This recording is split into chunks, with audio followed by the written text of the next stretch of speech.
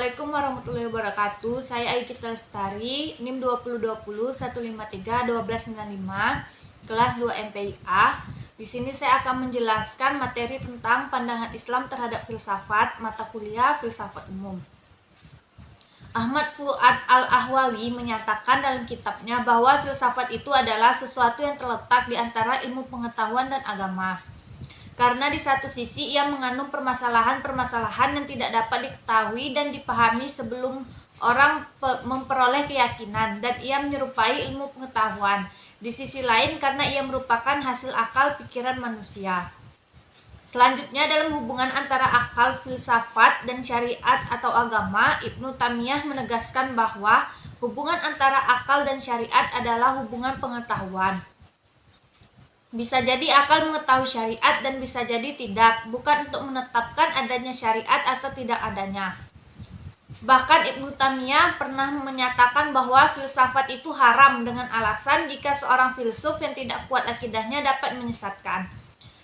Dari uraian tersebut dapat dipahami bahwasanya filsafat dibutuhkan untuk memahami isi kandungan Al-Quran sebagai sumber ajaran Islam, dan pada dasarnya keduanya akan mengantarkan manusia untuk mendekatkan diri kepada Allah. Hanya saja kalau agama menuntun manusia melalui wahyu yang diturunkan oleh Allah secara langsung, maka filsafat adalah usaha progresif manusia untuk mendekatkan diri kepada Allah Subhanahu wa Ta'ala.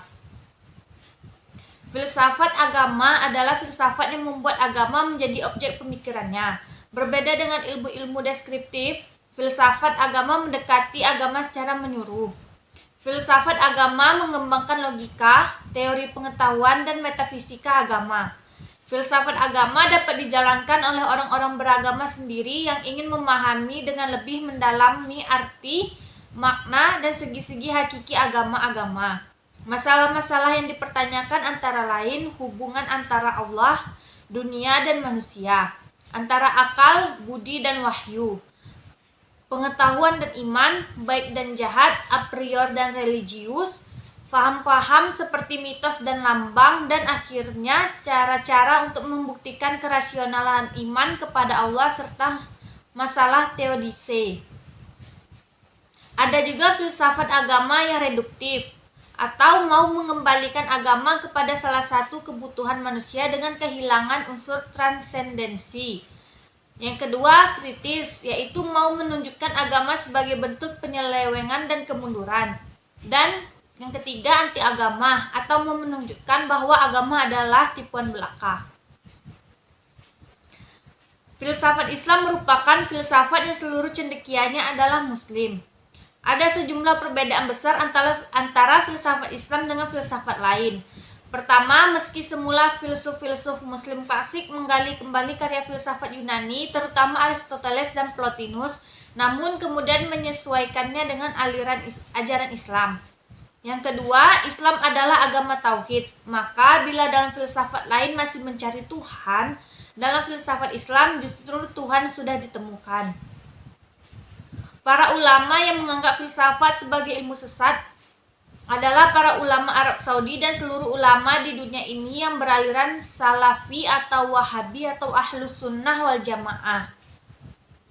Dalam berbagai buku dan majalah dikatakan bahwa filsafat adalah ilmu sesat yang bertentangan dengan ajaran Islam. Namun harus diingat bahwa definisi ilmu filsafat yang dianggap sesat adalah ilmu filsafat yang bertentangan dengan ajaran Islam. Imam Ghazali telah menulis buku yang mengkritik filsafat dan menyatakan kafirnya berbagai ajaran filsafat. Namun, kemudian Ibnu Rushd, pengarang kitab Bidayatul Mujtahid, menulis buku yang membantah buku Imam Al-Ghazali tersebut. Dikabarkan bahwa Ibnu Rushd membela filsafat. Mungkin filsafat yang dibela Ibnu Rushd adalah filsafat yang tidak bertentangan dengan ajaran Islam. Dengan demikian, bisa dibilang bahwa ilmu filsafat itu terdiri dari dua bagian. Bagian pertama yang tidak bertentangan dengan ajaran Islam, dan bagian kedua yang bertentangan dengan ajaran Islam. Dan patut diingat bahwa dalam beragama kita tidak memerlukan filsafat, karena Nabi dan para sahabatnya juga tidak mengajarkan ilmu filsafat. Ar-Razi berkata dalam kitab Aqsamul Ladzat, Saya telah menelaah buku-buku ilmu kalam dan manhaj filsafat. Tidaklah saya mendapatkan kepuasan padanya. Lalu saya memandang manhaj yang paling benar adalah manhaj Al-Quran.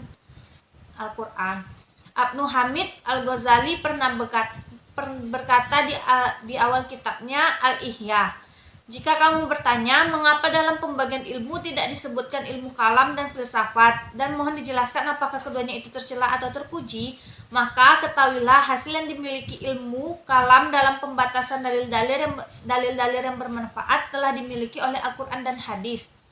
Dan semua yang keluar darinya ada kalanya perdebatan yang tercela, dan ini termasuk kebid'ahan. Dan ada kalanya kekacauan karena kontradiksi kelompok-kelompok dan berpanjang lebar menukil pendapat-pendapat yang kebanyakan adalah perkataan sia-sia dan ingauan yang dicela oleh tabiat manusia dan ditolak oleh pendengaran. Dan sebagiannya pembahasan yang sama sekali tidak berhubungan dengan agama dan tidak ada sedikit pun terjadi di zaman pertama.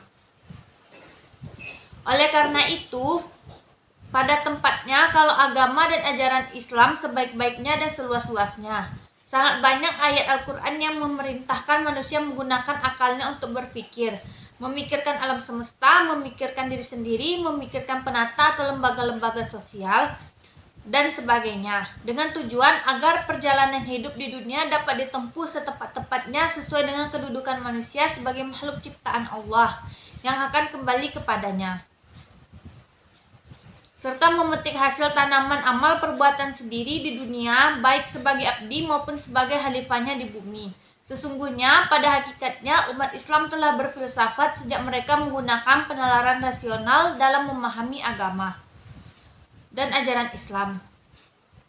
Penalaran rasional dalam memahami ajaran Islam adalah mempergunakan akal pikiran atau ra'yu untuk berijtihad. Sebagai ilmu dan bidang studi, filsafat Islam muncul bersamaan dengan munculnya filsuf yang muncul pertama, yaitu Al-Kindi. Setelah berlangsung gerakan penterjemahan buku ilmu dan filsafat Yunani ke dalam bahasa Arab lebih dari setengah abad di Baghdad, oleh karena itu dapat dipahami kalau ada ulama yang menganggap filsafat hanyalah hasil pemikiran berdasarkan akal manusia semata, seperti filsafat Yunani yang diterjemahkan itu. Anggapan demikian tidak benar, sebab para filsuf muslim yang sama seperti para ulama lainnya juga mendasarkan pemikirannya pada Al-Quran dan Al-Hadis, dan memandang Al-Quran dan Al-Hadis di atas segala kebenaran yang didasarkan pada akal manusia semata. Mereka tertarik kepada filsafat karena berpikir atau berfilsafat merupakan tuntutan agama dalam rangka mencari kebenaran dan mengamalkan kebenaran itu. Yang mereka pergunakan sebagai saringan atau filter adalah ajaran Al-Quran dan Al-Hadis. Dengan mempergunakan Al-Quran dan Al-Hadis sebagai dasar dan bingkai pemikiran, dapatlah disebut bahwa hasil pemikiran mereka adalah filsafat Islam atau filsafat dalam Islam. Filsafat Islam juga membicarakan masalah-masalah besar filsafat seperti soal wujud, soal esa, dan berbilang, yang banyak dari yang maha satu, teori mengenal kebahagiaan dan keutamaan, hubungan manusia dengan Tuhan, dan sebaliknya. Selain itu, filsafat Islam mencakup juga tentang kedokteran, hukum, ekonomi, dan sebagainya. Juga memasuki lapangan-lapangan ilmu-ilmu keislaman lain seperti ilmu kalam, ilmu fikih, serta ilmu tasawuf, juga ilmu akhlak. Terdapat uraian yang logis dan sistematis yang mengandung pemikiran-pemikiran filosofis. Banyak persoalan-persoalan yang dibahas dalam filsafat Islam. Di antaranya yang penting adalah kajian ini adalah persoalan hubungan akal dan wahyu atau hubungan filsafat dengan agama. Soal timbulnya yang banyak dari yang maha satu, yaitu kejadian alam, soal ruh, soal kelanjutan hidup setelah ruh berpisah dengan badan atau mati. Filsafat Islam mencapai puncaknya di zaman Al-Farabi dan Ibnu Sina. Kedua tokoh ini merupakan bintang paling bercahaya dalam sejarah filsafat Islam. Sedang yang lain, sebutlah misalnya Ibnu Maskawih, Ibnu Taufail, Ibnu Rusyid, juga bintang-bintang filsafat Islam, tetapi bercahaya mereka tidaklah secemerlang cahaya Al-Farabi dan Ibnu Sina. Setelah ada pertentangan di antara para ahli atau ulama mengenai kefilsafatan seperti yang telah disinggung di atas yang berpuncak pada polemik antara Ibnu Rushd dan Al-Ghazali, perhatian orang kepada filsafat menjadi berkurang di kalangan Sunni. Perhatian itu baru bangkit dan berkembang kembali pada 1 abad terakhir. Di kalangan Syiah, perhatian kepada filsafat Islam tidak pernah berkurang di kalangan Sunni. Kalangan Syiah mampu melahirkan filsuf-filsuf besar seperti Mullah Sadra. Demikianlah penjelasan saya tentang pandangan Islam terhadap filsafat. Lebih dan kurangnya saya mohon maaf. Saya akhiri. Assalamualaikum warahmatullahi wabarakatuh.